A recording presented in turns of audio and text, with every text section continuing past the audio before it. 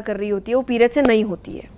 और कहा भी जाता है ना कि बच्चे को खून से सींचा है, 9 महीने उसको पीरियड्स नहीं आ रहे, उस खून का इस्तेमाल तो हो रहा है ना बच्चे को सींचने में।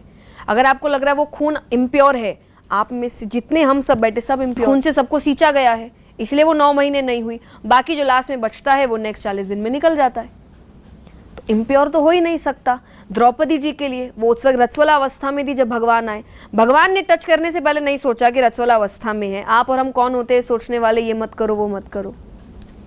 तो ये बातें बनाई गई, पहले रीज़न अलग थे, सेफ्टी पर्पस था, आराम के लिए था, खान पान का पर्पस था। अब ये सब नहीं है, अब थिंग्स आर चेंज। अभी वर्तमान में एक बात देखने को सुनने को मिली थी, कथा कथित कोई देवी जी कथावाचिका है, वो रजो धर्म पर अपना ही एक अलग से उपदेश कर रही हैं। जब उनसे लोगों के बीच में ये पूछा गया कि भाई स्त्रियां जब रजो धर्म में होती हैं तो 4 से 5 दिनों के लिए लोग उनको न मंदिर जाने देते हैं, रसोई में भोजन नहीं बनाने देते, तो ये सब मर्यादाएं जो हैं, तो इनके विषय पर आपका क्या कहना है? तो उन्होंने अपना ही कोई मत बता दिया, अपना मन माना मत बता दिया। बोले ये सब बेकार की बातें, इन सब का कोई मतलब नहीं है। मतलब आप शास्त्र से ऊपर हो गई, आप धर्म ग्रंथों से ऊपर हो गई, आपका अपना कोई मत है और आप व्यासपीठ पर बैठ करके कथा कहते हैं और कहती है कि नहीं, जिस रक्त से स्त्री ने 9 महीने अपने पेट में बच्चे को सींचा है, बच्चे को बनाया है, निर्माण किया है, वो इनप्योर कैसे हो सकता है? यदि वो ब्लड इनप्योर है तो उसी ब्लड से बनने वाला बच्चा भी तो इनप्योर ही होता है। बेतुका कुतर्क दे रही है। यदि ब्लड इनप्योर है तो उसी ब्लड से बनने वाला बच्चा प्योर कैसे हो सकता है? हम सब प्योर कैसे हो गए? फिर हम भी इनप्योर होने चाहिए थे। ये उन्होंने अपना तर्क नहीं कुतर्क दिया, बेतुकी बात कह करके। यहां से सिद्ध होता है, यदि वो ऐसी दुर्भावना का यदि खुले मंच से लोगों के सामने समर्थन कर रही हैं, तो इसका अर्थ ये है कि वो स्वयं कथावाचिका हैं, व्यासपीठ पर बैठती हैं, तो फिर व्यासपीठ की मर्यादा कहां रही? आपकी निष्ठा आपके धर्म ग्रंथों पर नहीं है, शास्त्रों पर नहीं है, ठीक है, ना करिए, क्योंकि आपके वक्तव्य से यही सिद्ध होता है कि आप शास्त्र प्रमाण को नहीं स्वीकार करती हैं।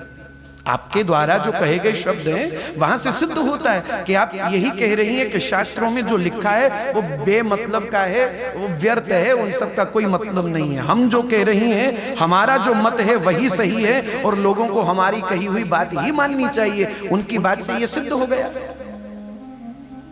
तो फिर तो वो पूरा महीना व्यासपीठ पर बैठ करके कथा भी कहती होंगी। फिर कहां बची व्यासपीठ की मर्यादा? बंधु, स्त्री अपवित्र नहीं है। हमारे ग्रंथों में माताओं बहनों के रजो धर्म को लेकर के जो बातें कही गई हैं, वहां से कहीं से ये सिद्ध नहीं होता है कि स्त्री अपवित्र है। स्त्री अपवित्र नहीं है, वो समय अपवित्र है। स्त्री दूषित नहीं है। हमारे धर्म ग्रंथों ने कभी स्त्री को दूषित नहीं कहा, अपवित्र नहीं कहा। हमारे सदग्रंथ कह रहे यत्र नार्यस्ति पूजयन्ति तत्र रमन्ते देवता। जहां नारी का सम्मान होता है वहां देवता निवास करते। हमारा धर्म ग्रंथ तो ये कहता है, हमारे शास्त्र तो ये कहते हैं। स्त्री कभी अपवित्र नहीं होती है बंधु। हाँ, लेकिन रजो धर्म के जो 2-4 दिन रहते हैं वो समय अपवित्र होता है। आप यदि धर्म शास्त्रों को नहीं मानती हैं देवी जी, तो फिर उनका क्या? जो आपकी दादी परदादी अनंत काल से जो अनुभव करती हुई आ रही है, जिस परंपरा का निर्वाह करती हुई आ रही है, आप कहती हैं कि बीच के लोग आकर के मामला गड़बड़ कर देते। वो बीच के लोग कौन है? फिर तो बीच में तो फिर आपकी दादी परदादी भी तो आती थी। इसका मतलब वो भी गलत है। इसका तो यही अर्थ हुआ कि वो भी गलत है। और वो द्रौपदी का उदाहरण देकर के कह रही हैं कि जब द्रौपदी की चीरहरण करने का प्रयास किया तो श्री कृष्ण ने आकर के लाज बताई, तो श्री कृष्ण ने द्रौपदी का स्पर्श किया। कहाँ लिखी है ये बात?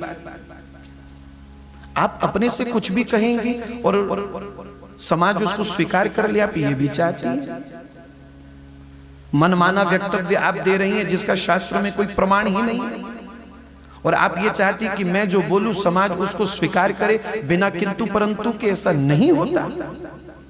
कभी जीवन में सत्संग नहीं किया, कभी सदग्रंथों का निरूपण नहीं किया, कभी शास्त्रों का अवलोकन नहीं किया, कभी साधु संग नहीं किया, कभी साधु संग में रहकर के महापुरुषों की मार नहीं खाई है। अचानक से घर से निकली और व्यासपीठ पर बैठ करके आकर के कथा वाचने लग गई और लाखों लाखों के 7 दिन के पैकेज लेकर के आप घर को वापस लौट जाती हैं और आप समाज को लाखों रुपए लेकर के समाज से, और समाज को क्या कहना चाहती है, क्या दे रही हैं? आप समाज को धूर्त बनाने का प्रयास कर रहे हैं, आप समाज को पतित बनाने का प्रयास कर रही हैं। जिस व्यासपीठ से समाज का उत्थान करने का प्रयास किया जाता है, जिस व्यासपीठ का निर्माण ही इसीलिए व्यास परंपरा से हुआ था कि व्यासपीठ पर बैठा हुआ वक्ता समाज का उत्थान करे, और आप उसी व्यासपीठ पर बैठकर के समाज को दुर्गति की ओर लेकर के जाना चाहती हैं। कहने को आप कथावाचिका। जिस द्रौपदी का आपने उदाहरण दिया बंधु, उसी द्रौपदी के लिए यहां वर्णन हुआ है कि जब गांधारी स्पर्श करने आई थी, मिलने आई थी, जब द्रौपदी श्राप देने लगी थी तो द्रौपदी उसी समय पीछे हट गई थी। ना माता, मेरा स्पर्श ना कीजिएगा, मेरा स्पर्श ना कीजिएगा, मैं अभी रजो धर्म में हूं, मैंने शुद्ध स्नान नहीं किया है, आप मेरा स्पर्श ना कीजिएगा। आप द्रौपदी का उदाहरण दे रही हैं। आपने एक बात तो पढ़ ली, अगले पन्ने पर जो बात लिखी है वो आपने नहीं पढ़ी। पढ़ी नहीं है, पढ़ी होती तो ऐसा बेतुका वक्तव्य न देती।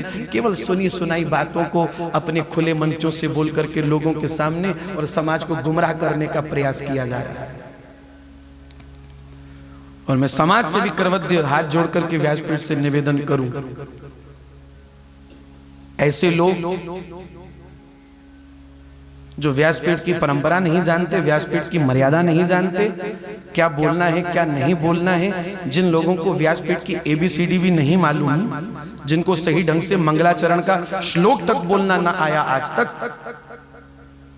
भले ही वो लोग आज कथा कर रहे हैं व्यास मंचों पर बैठ करके, लाखों लाखों रुपए के पैकेज हैं उनके 7 दिन के, बिजनेस चल रहा है बहुत बड़ा, खेल चल रहा है बहुत बड़ा, धर्म की आड़ में, व्यासपीठ की आड़ में।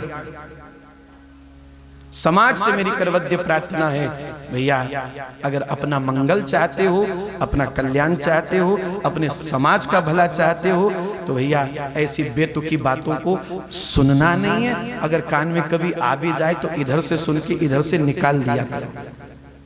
हमें वही करना है, हमें वही मानना है जिसके लिए हमारा धर्म, हमारे ग्रंथ, हमारे संतजन, हमारे महापुरुष जन हमको आदेश करते हो। ये घर से निकले और आकर के व्यासपीठ पर बैठ गए, कथा को व्यवसाय के रूप में वाचने वाले लोगों की बातों से समाज का कोई भला नहीं होने वाला, कोई कल्याण नहीं होने वाला। हमें केवल उन्हीं की बात माननी है जो परंपरागत धर्म की बात को हमारे सामने रखते हैं। विधि निषेध, आपको ये करना चाहिए, आपको ये नहीं करना चाहिए। आप शास्त्र में लिखी बातों को कह रहे कि वो सब बेतुकी बात है। आप शास्त्र से ऊपर हो गई, आप सदग्रंथों से ऊपर हो गई। जिस भागवत की कथा आप कहती हैं, आप उस भागवत से भी ऊपर हो गई। आप खुले मंचों से कह रही है कि जो लिखा हुआ है वो सब बेफजूल लिखा हुआ है। ऐसा है ही नहीं, ऐसा होता ही नहीं है। तो देवी जी फिर आप भी छुट्टी ले लो, फिर आप छुट्टी ले लीजिए। क्यों समाज को आप गुमराह करने का प्रयास करती हैं? मुझे नहीं मालूम कि मेरी बात उन तक पहुंचे ना पहुंचे। अगर पहुंचे तो जरूर वो मेरी बात पर थोड़ा सा विचार करें, जरूर मेरी बात पर थोड़ा सा विचार कीजिएगा। संतों का हृदय आहत है उनके इस बेतुके वक्तव्य से। समाज को आप कहां लेकर के जा रहे हैं?